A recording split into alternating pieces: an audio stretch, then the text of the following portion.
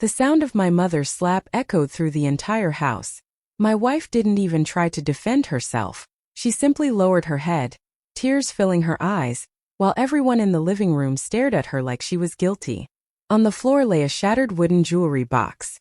Inside it had been my late grandmother's diamond necklace, a priceless family heirloom that had disappeared only minutes before. My older brother pointed straight at my wife. My aunt folded her arms. My father looked at me and said, "You married her. Now tell her to return what's ours." I looked at the woman I loved. She was shaking so badly she could barely speak. "I didn't take it," she whispered. "I swear. I didn't." No one believed her. Not a single person. As they demanded that she empty her handbag in front of everyone, I noticed something strange. The only person smiling was the one person nobody had even questioned. That was the moment I realized. My wife wasn't the thief. She was the perfect person to blame. My name is Cutakwash Mvundla. I'm 35 years old, and I work as a criminal defense attorney in Johannesburg. My wife, Esanam Coffee, is a museum conservator who spends her days restoring priceless historical artifacts with extraordinary care.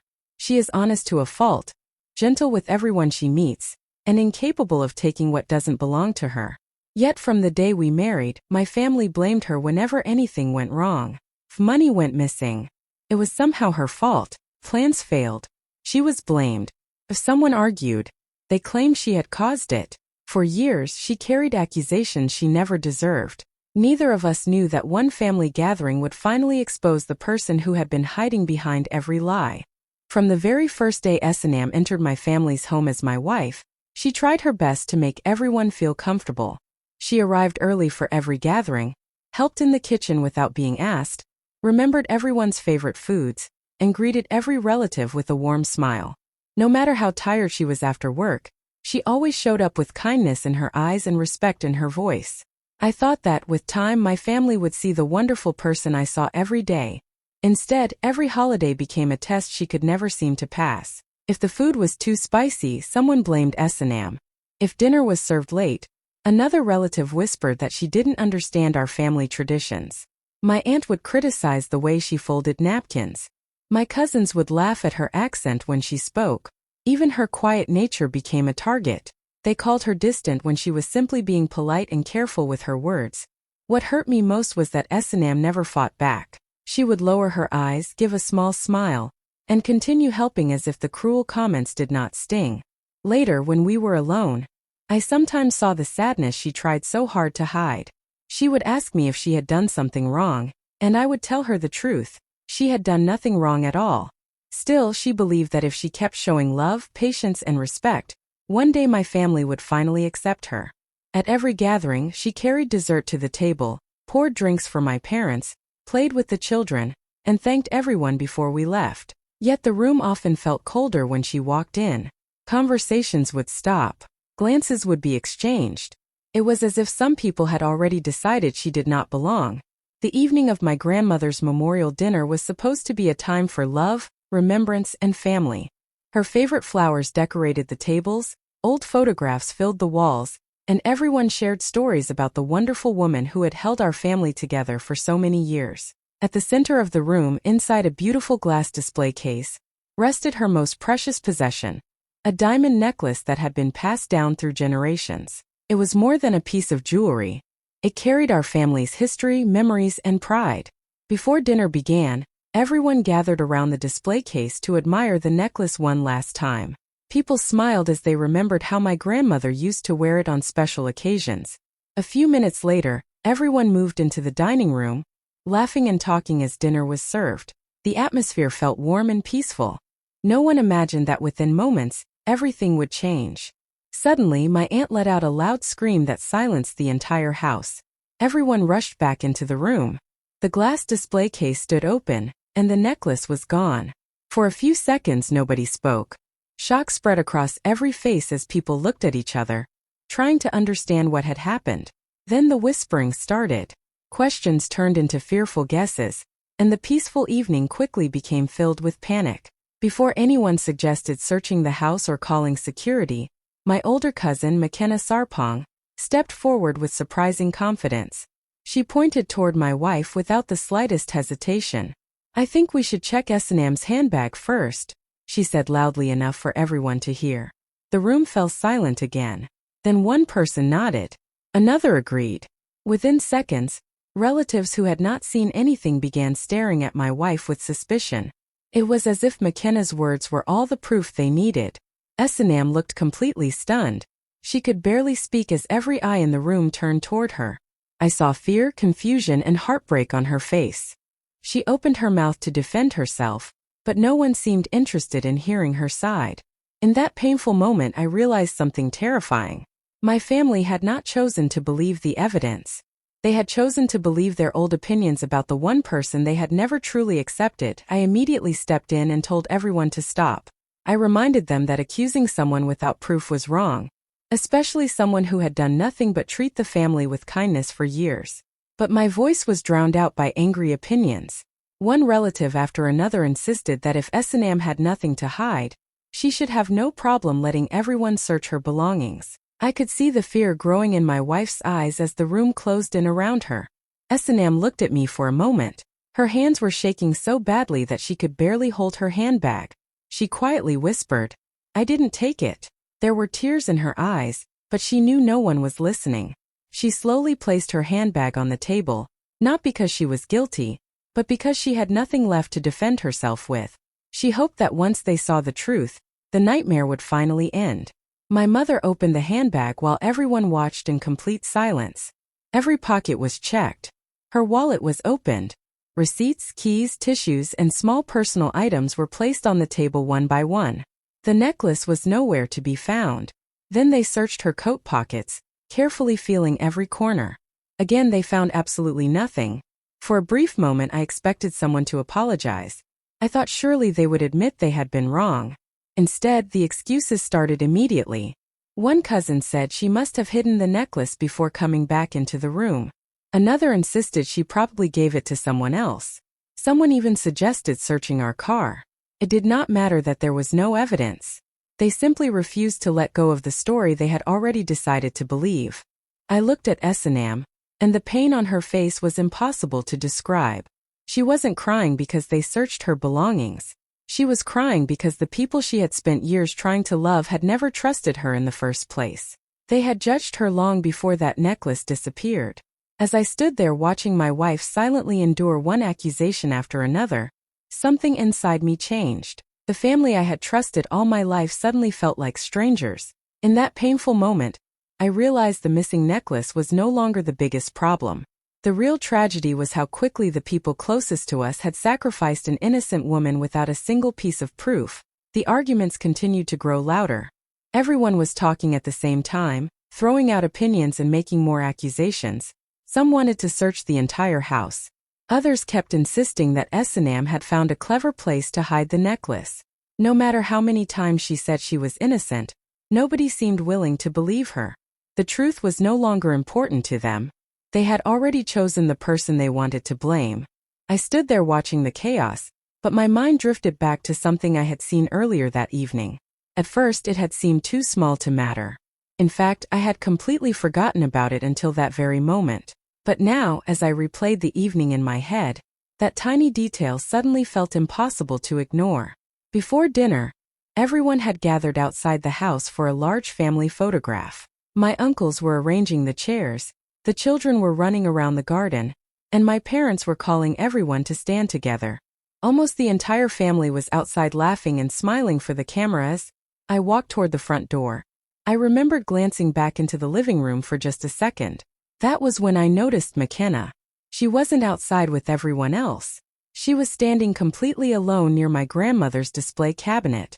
At the time, I assumed she was simply admiring the necklace or fixing her makeup in the reflection of the glass. It seemed like such an ordinary moment that I didn't think twice about it. But now everything felt different. The memory became clearer with every passing second. McKenna had looked around the room before quickly stepping closer to the display case. I even remembered thinking it was strange that she seemed nervous, but the photographer called my name, and I rushed outside without giving it another thought. As I looked across the room now, I noticed something else. While everyone else looked angry, confused, or heartbroken, McKenna looked strangely calm. There was no panic on her face. No fear. Instead, she watched the arguments unfold with a quiet confidence that didn't seem to fit the situation. A cold feeling ran through my body. For the first time that night, I stopped asking whether my wife had been framed. Instead, I started asking myself a much more important question. What if the person leading the accusations was the very person who had planned everything from the beginning? The more I thought about what I had remembered, the more convinced I became that we were looking in the wrong direction. I told everyone to stop arguing for just a moment. My voice was calm but firm. I reminded them that we were not in someone's private home. The memorial was being held inside a historic event venue, and places like this usually had security cameras in every hallway and main room. Instead of accusing innocent people, we could simply look at the recordings and let the truth speak for itself. The room became quiet. Some relatives exchanged nervous glances, while others still looked certain that the cameras would somehow prove S&M was guilty. My wife stood beside me without saying a word. Her eyes were red from crying, but she nodded when I suggested checking the footage. She had nothing to fear because she knew she had done nothing wrong. I walked with my father to speak with the venue manager. After explaining what had happened, the manager agreed to help us. Within a few minutes, we were sitting in a small office, staring at a large computer screen. One by one, the rest of the family crowded into the room. You could hear nothing except the quiet sound of the video playing. The recording first showed everyone gathering around the necklace before dinner. Then it showed the family leaving the room to take photographs outside. The living room became empty for a few seconds. Suddenly, one person walked back inside. It was McKenna. The room froze. The video clearly showed her looking around to make sure no one was watching. She walked straight to the display case, carefully opened it, and reached inside. With quick movements, she took my grandmother's diamond necklace and slipped it into her expensive designer handbag. She closed the display case exactly as she had found it, adjusted her clothes, and calmly walked out of the room as if nothing had happened. Nobody said a single word. Then the recording continued. Only a few minutes later, the same woman who had stolen the necklace was standing in front of our family, pointing her finger at my wife and demanding that everyone search S&M's belongings first. The silence inside that office was heavier than anything I had ever experienced. Every accusation, every cruel word, and every unfair judgment suddenly came crashing down. The truth had been there all along. My wife had never stolen anything. She had simply been the easiest person for the real thief to blame. The moment the video ended, the room became completely silent. No one argued anymore. No one pointed fingers. Every person who had accused my wife stood frozen, unable to believe what they had just seen with their own eyes. McKenna's face lost all its color. The confidence she had shown only minutes earlier disappeared, replaced by fear and panic. She looked around the room as if searching for someone to defend her, but no one spoke. My father was the first to break the silence. He looked directly at McKenna and quietly asked, "Is there anything you want to tell us?" At first she shook her head. She tried to say the video had been misunderstood. She claimed there had to be another explanation, but the evidence was too clear. Everyone had watched her open the display case, take the necklace and hide it inside her handbag.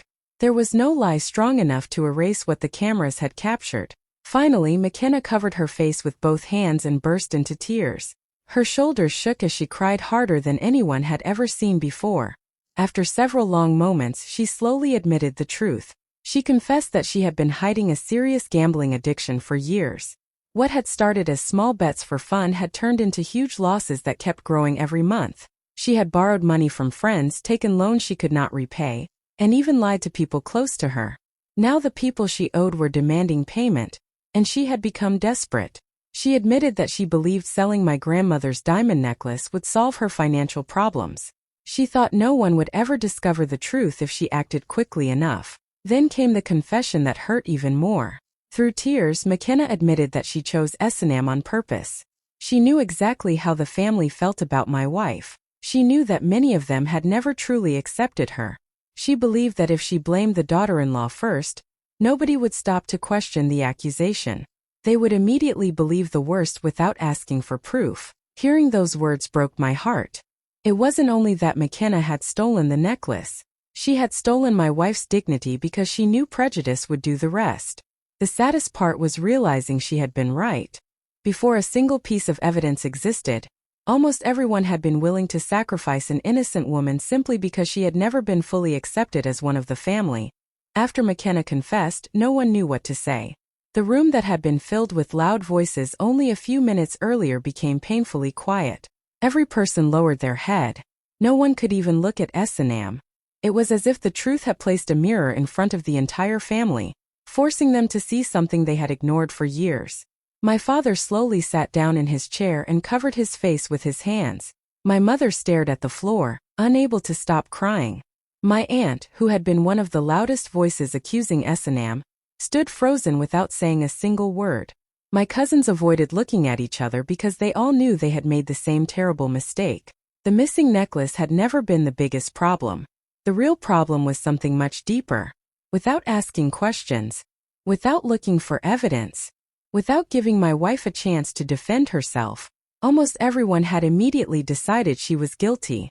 Not because they had proof, but because they had already judged her in their hearts long before that evening. I looked at S&M standing quietly beside me. She had not shouted. She had not demanded revenge. She simply stood there with tears in her eyes, carrying the weight of years of unfair treatment. Suddenly, I realized that this was not the first time my family had failed her. It was simply the first time they had been forced to face the consequences of their actions. McKenna had not created their prejudice. She had only used it. She knew exactly who they would blame because she understood something that even I had refused to admit for years. My wife had never truly been accepted. She had always been the easiest target whenever something went wrong. That painful truth settled over the room like a heavy cloud. No one could deny it anymore. Every cruel joke, every unfair comment, every suspicious glance, every false accusation, they all came rushing back into everyone's memory at once. For years, S&M had shown nothing but kindness, respect, and patience. Yet she had been treated like an outsider who constantly needed to prove she belonged. Now everyone understood that the greatest loss that evening was not the necklace. It was the trust they had carelessly destroyed. The silence inside that room became heavier than any argument, because every member of the family finally realized that the real thief had stolen more than a family heirloom. She had stolen their peace, their innocence, and the illusion that their silence had not made them complicit. And for the first time, no one had an excuse left to hide behind. I turned to S&M and gently took her hand. She looked at me with tired eyes, but there was something else there too, relief, maybe, or the beginning of it. The room remained silent as I led her toward the door. No one stopped us. No one tried to defend what had happened. No one could. Behind us, the family that had spent years tearing her down was finally left alone with the truth. And as we stepped outside into the cool night air, I made myself a promise.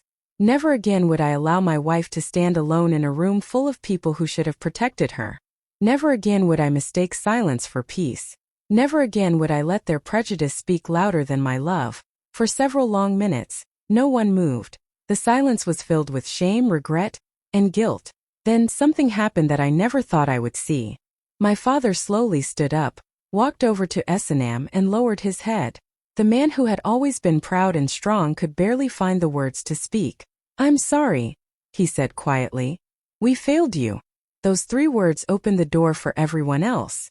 One by one, my relatives stepped forward. My aunt, who had often criticized S&M over the years, wiped away her tears and admitted she had judged her unfairly from the very beginning. My cousins apologized for every whisper, every joke, and every suspicious look they had given her. Even the relatives who had remained silent during the accusations admitted that staying quiet had made them part of the injustice. S&M listened without interrupting anyone. She didn't look angry. She didn't look proud. She simply stood there with tears rolling down her face, trying to process everything she was hearing. For years, she had dreamed of being accepted by this family. Now those same people were finally seeing the truth. Then my mother slowly walked toward her. She was crying harder than anyone else. When she reached S&M, she gently took both of her hands and held them tightly. Her voice shook as she spoke.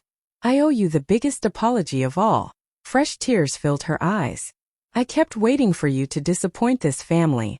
Every time something went wrong, I looked at you first. I convinced myself that you didn't truly belong here.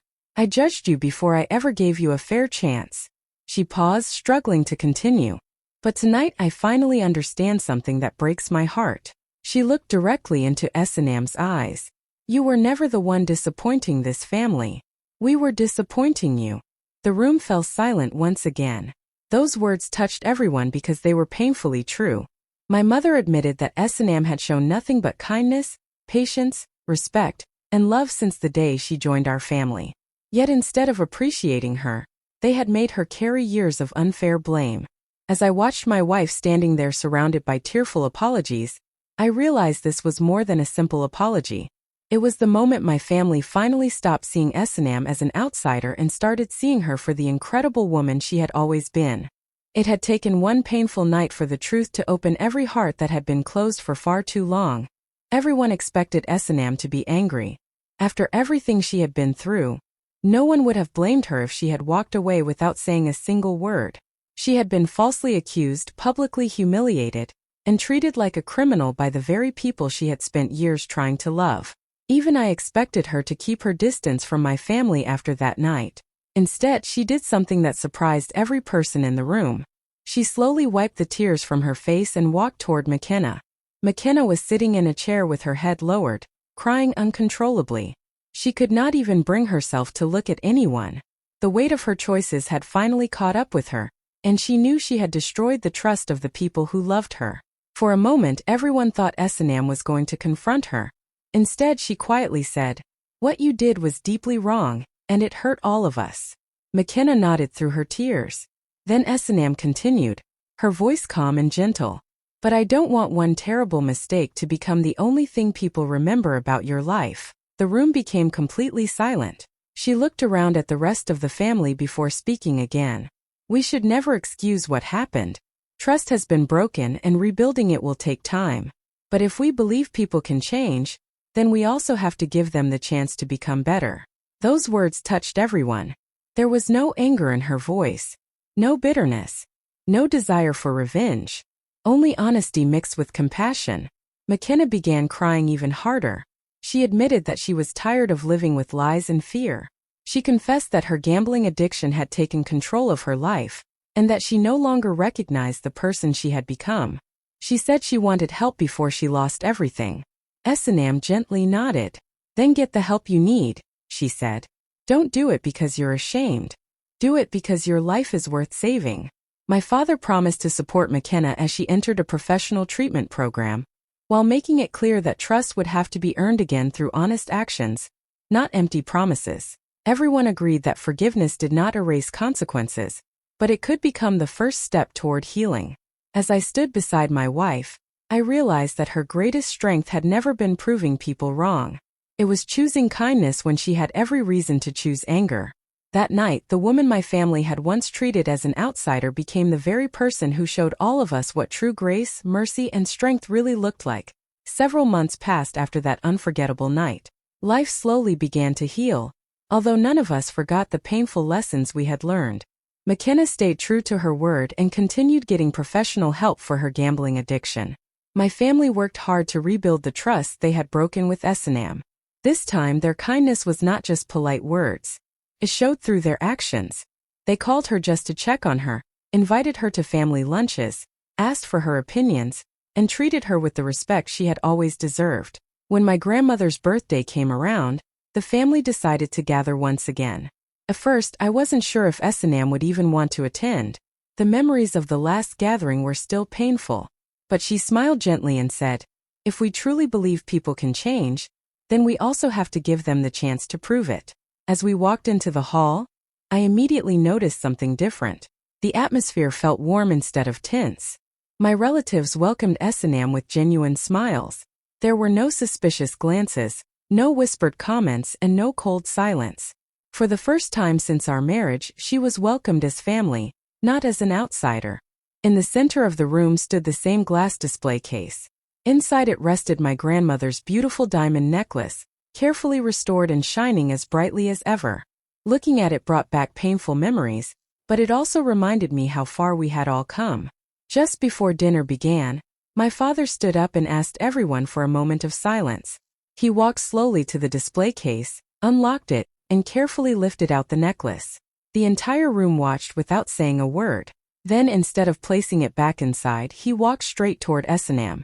With gentle hands he placed the precious heirloom into hers. His eyes filled with emotion as he smiled and said, "This necklace doesn't represent our family's wealth." He paused for a moment before continuing. "It represents trust. And today, there's no one I trust more to protect it than you." For a second, S&M couldn't speak. Tears filled her eyes as she carefully held the necklace in her hands. Around the room, my relatives stood and began applauding. Some were smiling through tears. Others quietly wiped their eyes. As I looked at my wife, my heart filled with pride. The woman they had once blamed without evidence had become the very person trusted with our family's greatest treasure. In that beautiful moment, I realized the necklace had done far more than expose a thief. It had helped our family find honesty, humility, forgiveness, and the courage to finally honor the woman who had been holding our family together all along. False accusations can destroy a person's reputation in a single moment, but genuine character has a way of surviving every lie until the truth finally catches up. If this story moved you, share your thoughts in the comments below.